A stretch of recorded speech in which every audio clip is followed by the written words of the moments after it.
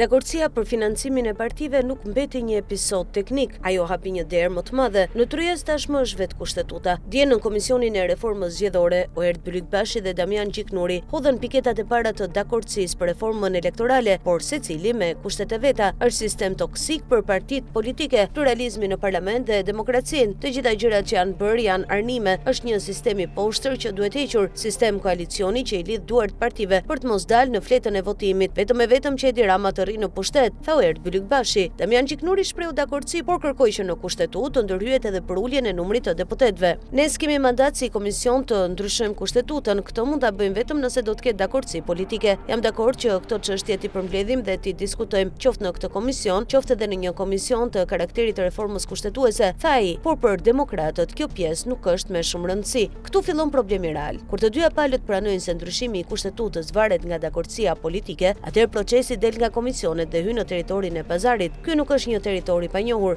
Në prill 2008, Edi Rama dhe Sali Berisha votuan bashkë ndryshimet kushtetuese që prodhuan sistemin proporcional rajonal. Ai sistem është baza e realitetit të sotëm, ku PS dhe PD dominojnë skenën dhe partitë e tjera mbeten jashtë loje. Pra kërkesa e djeshme për ndryshim nuk bie në vakum, ajo prek drejt për drejt një produkt politik të ndërtuar nga vetë PS dhe PD. Në këtë fazë socialistët nuk po e kufizojnë diskutimin vetëm tek sistemi, ata po e zgjerojnë paketën. Gjiknuri hapi mundësinë që të diskutohet edhe ulja e numrit të deputetëve. Ky e kthen çështjen nga një ndërhyrje e pjesshme në një rishikim të plot kushtetues. Paralelisht, PS po tenton të fusë në lojë referendumin. Ky është një instrument korrekt, jo retorik. Ai tregon se mazhoranca kërkon ta shtyp procesin përpara dhe të krijojë një rrugë alternative nëse negociatat politike ngecin. Këto lëvizje vendosen në një vit të vetme. PD kërkon ndryshimin e sistemit që e bashkëkrijoi në 2008-ën. PS pranon diskutimin, por kërkon të zgjerojë ndërhyrjen dhe të kontrollojë procesin. Sinjali është dhënë. Kushtetuta nuk është më tabu. Pyetja që mbetet është nëse kjo përplasje do të përfundojë si në vitin 2008 me një marrëveshje mes dy partive të mëdha që rishkruajnë rregullat e lojës sipas interesit të tyre. Përgjigjja nuk do të vijë nga deklaratat publike, ajo do të dalë nga negociatat që zhvillohen jashtë tryezës formale, aty ku në politikën shqiptare janë marrë gjithmonë vendimet reale.